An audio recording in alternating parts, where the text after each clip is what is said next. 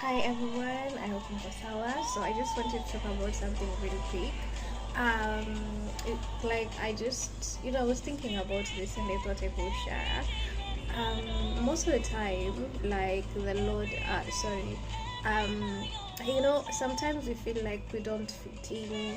I remember even in my university years, like I felt like I wasn't fitting in the school premises, and it ended up, derailing me because now I got involved. So I was like trying to please people because I I didn't fit in.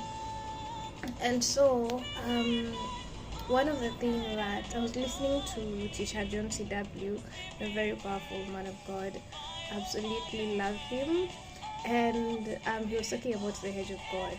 And I realized as I was going into the university, like because I was no longer under my parents. And I feel like most of us, like we want to get out of our parents' house just because. And Satan uses that opportunity because now you don't have protection. Like the hedge of your parents is not on you. So most of the time, how Satan will work, he will isolate, and then now attack. So if you feel like you're being isolated, if you feel like there is a separation, it can either be God trying to set you apart, because what the Lord does, the Lord sets you apart. Satan tries to isolate you so that he can now inflict thoughts on your mind and then start doing things that are not of God. But on the other hand, the Lord will set you apart from everyone. That's why you're feeling like you don't fit in. I looked now at the story of Adam and Eve and just what happened in the Garden of Eden. And when the hedge of God was no longer like on them, now they started knowing that they are naked, and consequences happened.